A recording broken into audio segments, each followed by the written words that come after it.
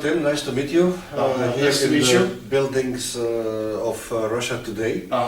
Thank you for this invitation and thank you for the interview. Oh, my pleasure. And maybe the first question that I can ask is, Tim, because you are very well known. You're with your Well, blog. kinda, yeah. Just very short, who are you? Who am I? I'm an American citizen. I was born in Cleveland, Ohio, and I moved to the former Soviet Union about 10 years ago.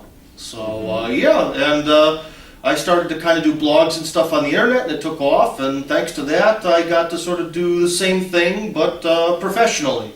So that's a good thing. When you lived in the States, how you met the idea to live once in Russia? How you met it? I sort of had a crisis of identity, is what I would call it. So, like, I'm from a poor neighborhood where it's a majority black neighborhood, and the thing is so that's the culture I grew up in. Was with sort of with black people, but at the same time, you could never really fit in. There's a sort of invisible racial barrier where it's just, I don't know, maybe in other countries it doesn't exist. I have an English friend who claims that they've triumphed racism and there is no barrier, but it's just there. And when you try to participate in black culture, you're always sort of second or third stage if you're a white guy, and there's a lot of flagrant racism towards you. You know, you will go into a store and people just sneer at you. And you know what? That sucks. And I'm sure if someone was a black person under apartheid, where they were the second-class citizen, that's awful. Of course, no one in Cleveland was organizing genocide, but a Jew in Nazi Germany was probably not really thrilled with life either, even before the genocide happened. The pressure, the feeling like you're on the bad side of the system. So at that time, I was like, well, I can't really fit into this sort of black America thing, but then that's sort of what I grew up in.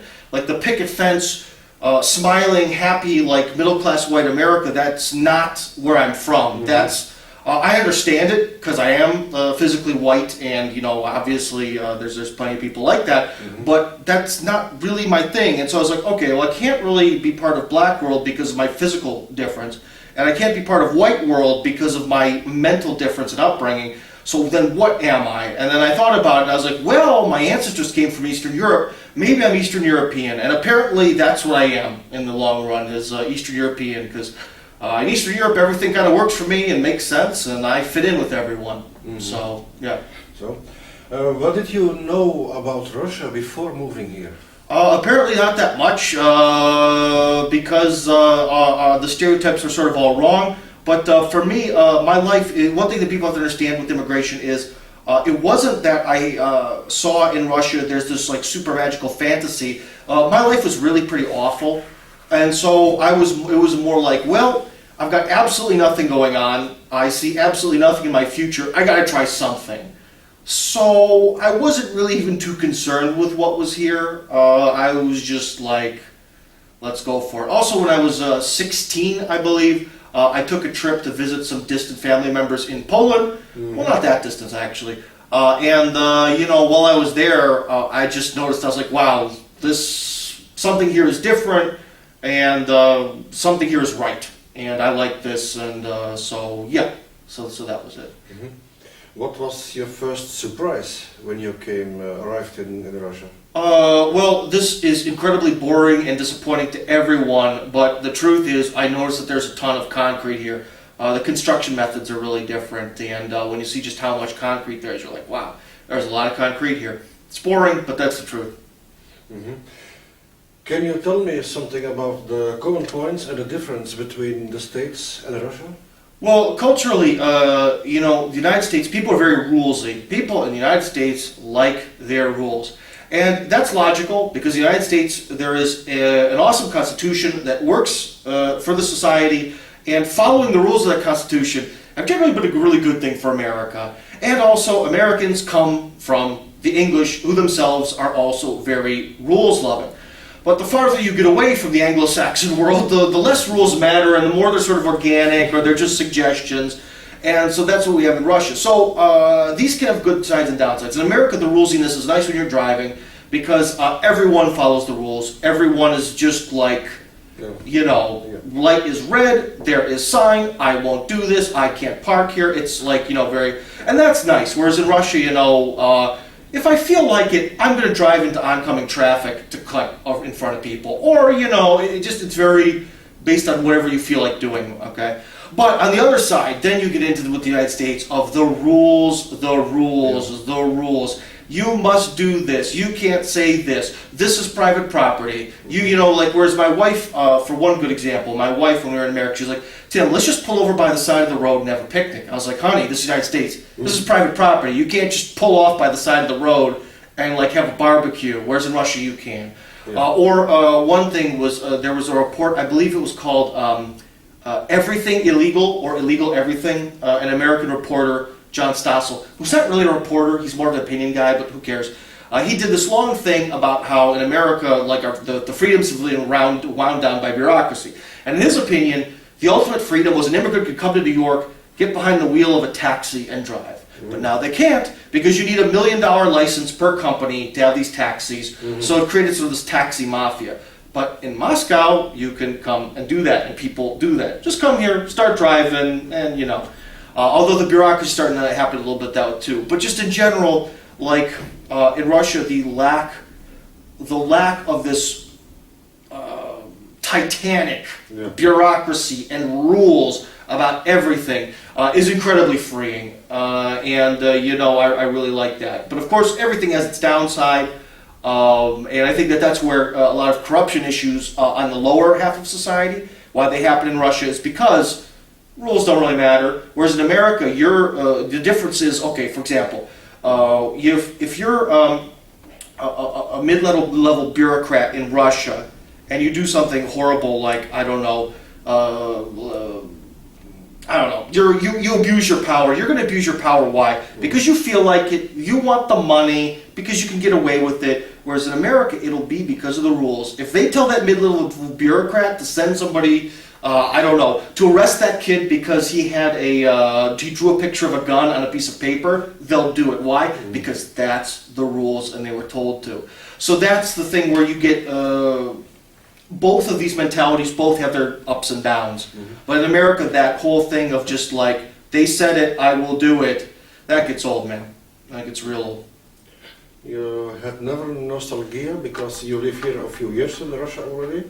Oh, well, the thing is nostalgia, you don't have it for the States? You should really do an interview with the other reporters here, because I'm a minority here. I really like Russia, whereas most of our other employees are here because they, really actually care about the Western world. They're from it, and a lot of people here, like if you watch the Abby Martin program, she is mad that the West isn't meeting up to Western standards. I'm more kind of mad that the West makes my friends in America suffer, and it enforces those standards onto Russia. So, I'm a little bit unique, but my colleagues here would probably have a lot of nostalgic things that they could say, like, in Russia, I miss this, or I miss that, or, whereas I don't, because like I said, my life in the United States was pretty dismal.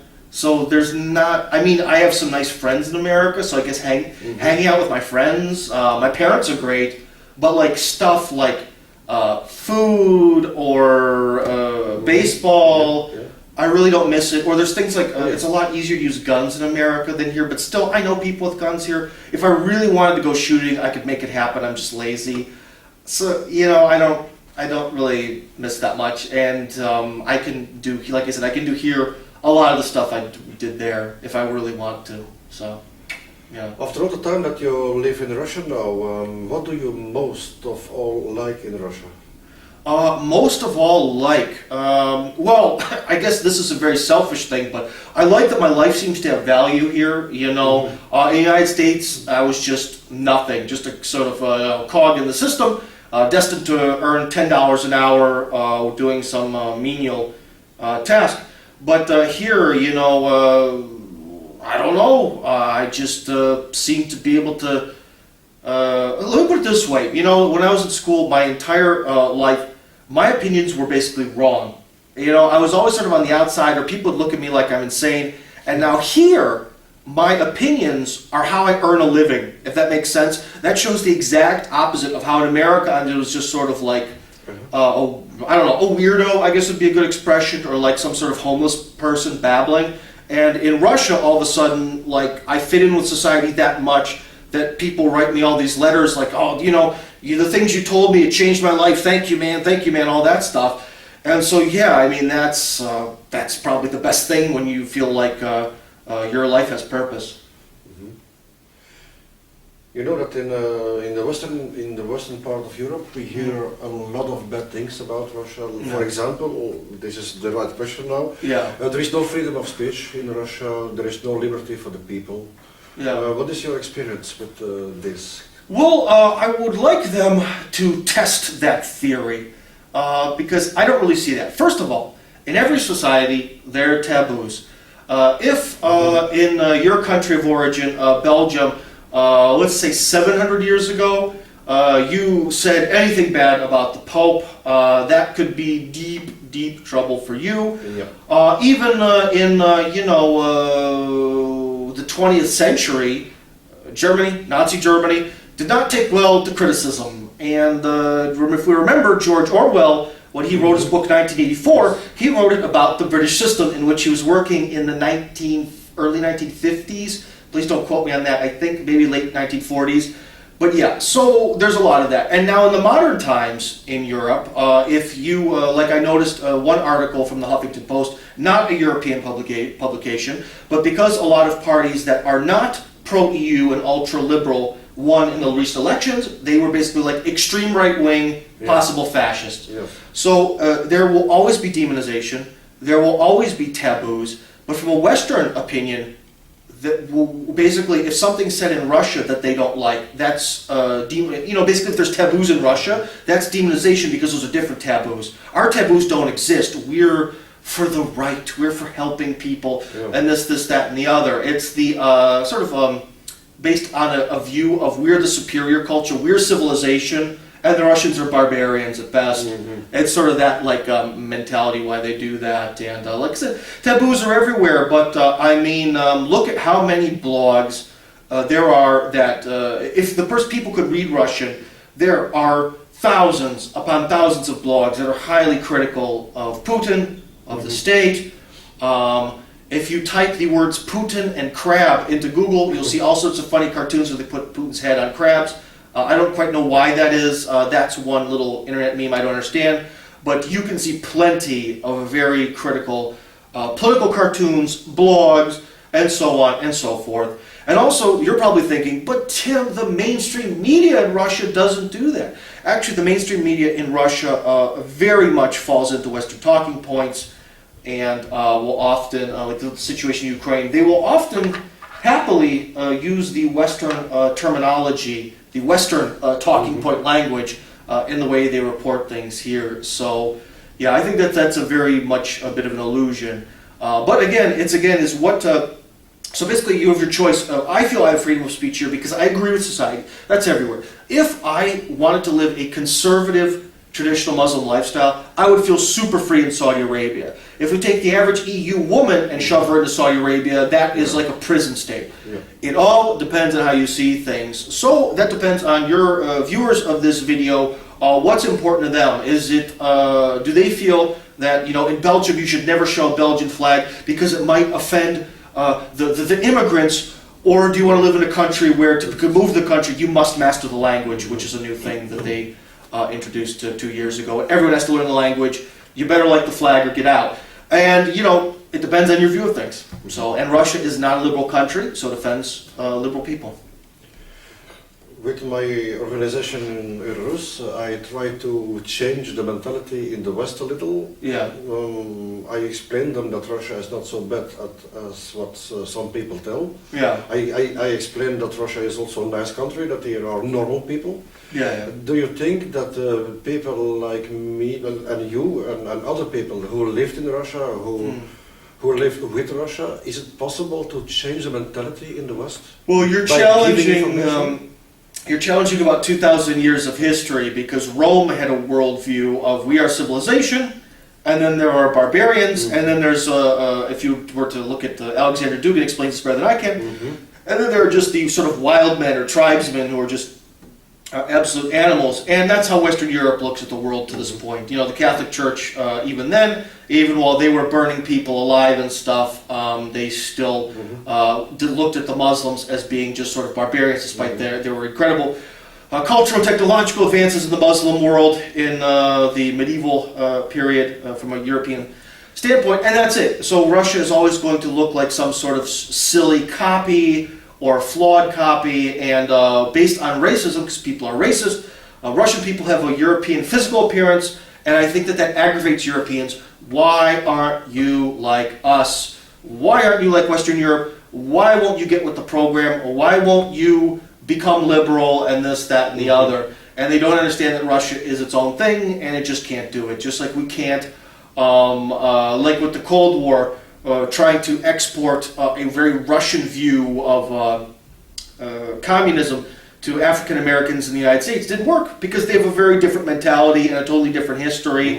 And this whole thing, you know, because even one time a guy on the internet said that, well, you know, well, Russians are so great because Africans could never build an empire. And I'm like, but I don't think they really want to. You know, the problem is there's very different cultures with different mentalities, and Western Europeans, despite their tolerance, by tolerance they mean everyone can have different physical appearances, but we all have to become liberal together, and that's the problem. They can't accept that there are different mentalities and different ways to do things. So, and that's not going to change.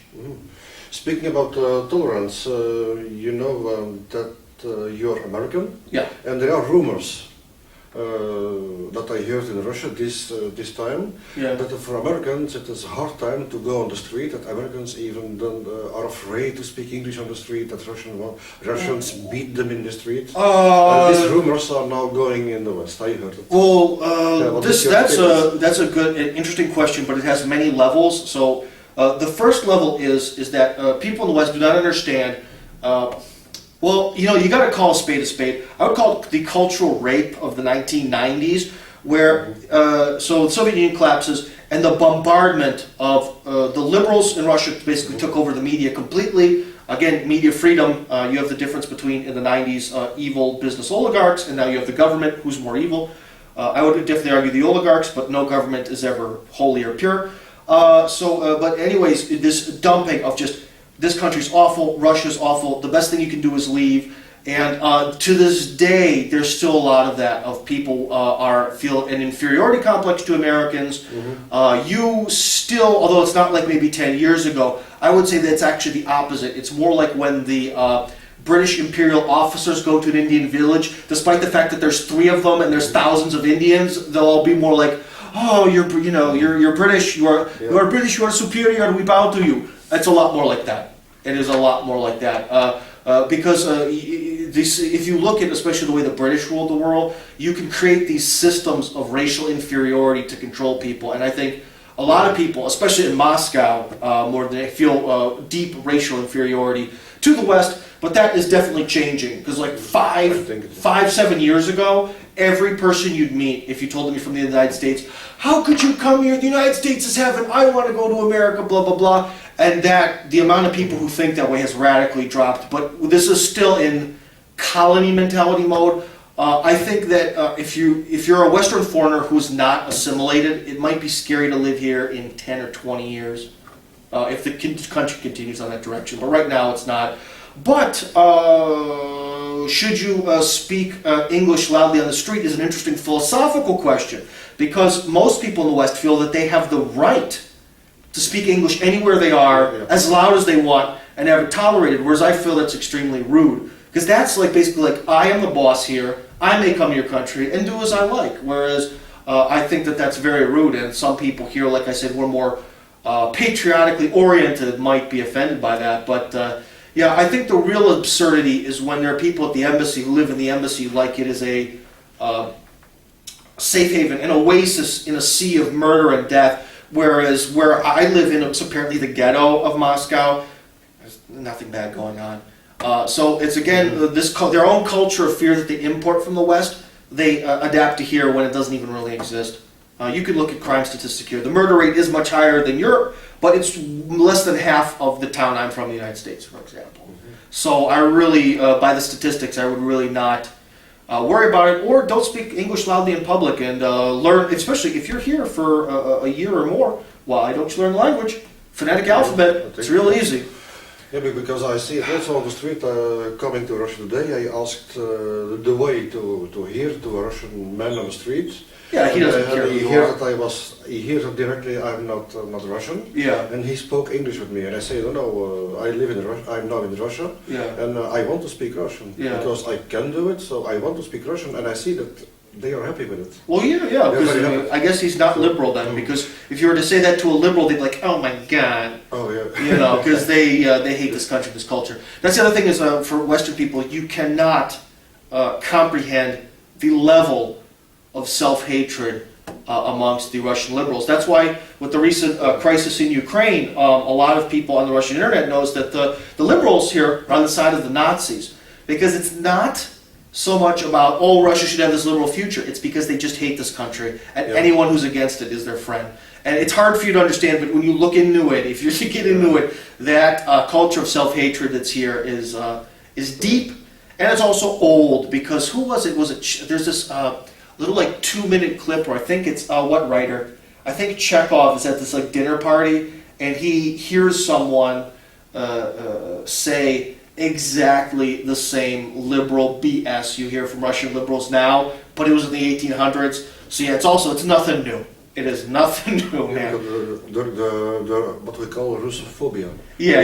Very high at this moment. And that's also another problem about marketing is there's different levels of racism. Whereas, in Belgium, where you're from, being hateful towards Belgian people, I'm sure is no problem at all. But if you're hateful towards immigrants who are of a different skin color, that's awful. But Russophobia probably doesn't exist, and I think it's important for Russia to push that. Okay, if we're going to live in a culture of absolute tolerance, Russophobia, to the point where I hear things about people saying they're even scared to say the term Chinese food because there's the word Chinese in it.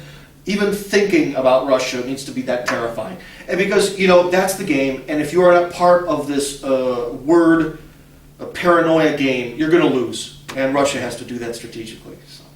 But I think that Russia on this moment is playing very well. That they're defending, I see it, they're defending their culture very well, I think. Oh, things are going okay, but there's a lot of people dying right now in Ukraine. I don't think the government here is doing enough to stop it. This is political item, but I think that sometimes Russia can help on this moment a little more there. Yeah, to stop all the killings. Yeah. Well, yeah, because that's the other thing is I'm sure someone is going to accuse me of being a shill or Kremlin mouthpiece, but the Kremlin is not doing a good job in terms of Eastern Ukraine right now, in my opinion. I said that to you openly. You got a problem? So yeah. So freedom of speech. Yeah, exactly. For this, okay. Yeah, like I said, when I see every day new pictures. Well, the other thing is, if you look at it, you're watching Facebook, or we have Kontakte, which is this Russian Facebook, and all you see is murder. All you see are dead bodies. And, there's a point where, you can fake photographs and stuff, but this stuff's real. And something has got to happen in Eastern Ukraine to stop this. It's got to happen. I think that Russia will soon send troops there. I think it's... We'll see. Because Russia also doesn't want to start the Third World War. Yeah, I think that's probably the main reason why they haven't done much up to this point. But it's incredibly important also for the future of Russia that I think there was a very high point when Crimea joined, because it was actually like Russia taking a risk for the future of the country. And I think from the propaganda or even from a moral standpoint, look, there has to be the cause to defend Russian-speaking people, not just ethnic Russians, but all Russian-speaking people who are for Russia have to be defended, and you have to be consistent. You can't be like, well, we'll save the people in the Crimea because that was convenient, but you other Russian-speaking people are somehow second class, and you have to be consistent with that.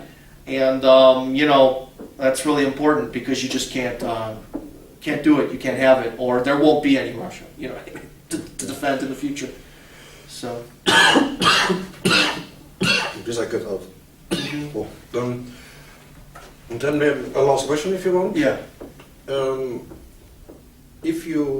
What do you want to say, to tell to the Europeans and to the Americans? You, Tim Kirby, who's living in Russia. To the average person, that your perception of Russia is probably very wrong. Basically, you get to the point where everyone everywhere, they kind of want to have families, or be left alone and all that. And, you know, despite the fact that maybe you really feel that your European values are awesome and great, they're not for everybody. And that might be hard for you to believe, but really they're not. And they don't work here. And they haven't worked here, and they're not going to. And you know, the best thing to honestly do if you're concerned about relations with Russia is just leave it alone. You know, because actually the more people attack Russia, usually the stronger it gets. And that's, I think, what's happening now. So just leave the country alone. And that's it. And also, if you come here to live or something, or to work, I really ask people to learn the language. If you're going to be here for more than a year, if you're only going to be here for 3 months, well, that's impossible, so forget it. But if you're going to be here for more than a year, then get with the program, learn the language, or go home. Yeah, this is our nice word. Yeah. So, thank you for the interview. Oh, it was very nice. I just want to explain, because there are a lot of people who come here, work here, on gigantic salaries as expats. Not a word of the language. But basically it's because they become sort of infantile, like they're like helpless, and they need a translator to do everything for them. It's just like, get with the program. And also, if this, you know, if you're coming here and this country's giving you that much money, you could do something in return. I even remember one time there was a little story where at an oil field in Kazakhstan, I was a Peace Corps volunteer there, so they invited us out and there were a couple translators, and the translators were just so happy that we spoke. So some people spoke Kazakh, most people spoke Russian. They were so happy because they could not stand how all the oil workers, they've been there 5 years and they don't know one word, not one word, because again, they're like the British Imperial officers. The Russians and Kazakhs are just the brown scum workers who are uncultured barbarians or worse, and it's that mentality. So please don't have that aspect of Western European culture. You've got to break that. Well, let's not be like the British colonialists. And if you're going to live somewhere, try to learn the language. But like I said, over a year. If you're here for 2 weeks, that's pointless. I had this experience because the first time when I came to Russia, it was a long time ago, 12 years ago. Yeah. I didn't speak Russian because I lived in Belgium. Yeah. Like I still live in Belgium today. And then 3 years later, I began to learn Russian. Yeah, yeah. And then, seriously, the respect that I felt from that moment. Well, yeah, that's another thing. I have a good friend who speaks Hungarian, and he says that there is sort of a weird point where whatever language you speak, you go from being the foreigner to a like half foreigner, where you sort of get to be on the inside. But I think that's different, because I think in like Asian cultures like Korea and China, it's probably much harder to get in that door. But apparently in places like Hungary and Russia, once you get to a certain language level, you're treated very differently, and you're also open to a different world. Because if you're here in Russia and all you're reading is the Moscow Times, then you're reading the exact same information as if you're reading from London or Brussels or wherever. But then, you know, when you can actually like go into the Russian internet and see the ideological battles that are taking place and between media and all these different things, you start to see that, wow, there's like a total different reality that was hid from you. I wish I had the opportunity to live 300 or 400 years so I could also learn like Hindi or Chinese fluently by living there 10 years. I just don't have the time. And we don't live very long, unfortunately. But I'm sure that if you live in China 10 years and you learn their language or languages, because they have dialects, you open this entire different universe of perceptions and different views on history. Because with Russian history, the way people here understand it and the way you understand it, very different, a lot of different perspectives, and it just can like open your mind. And so yeah, I really recommend that, because unfortunately maybe even in the EU or what was before the EU, like that was possible, but now you are under one sort of blanket of information. Unfortunately, I bet 100 years ago, if you learned I don't know, German fluently, and you went to like some sort of German library, you're like, man, this is so different, you know. But now everything is under the same media sphere, unfortunately. And that's the scary thing about globalization. Globalization means there will be eventually one media sphere, which means it'll be a media sphere of absolute lies. I'm almost positive. And so that's another good thing. It's while we have different cultures, we really need to enjoy it and bask in it and the different views on history and stuff. So, yeah. All right, So, it was very nice talking to you. Thank you very much for this nice interview. My pleasure. I hope my loud voice carried over to the microphone. Yeah, this is not a problem. It was nice. Yeah. All right. Okay, thank you. Yeah.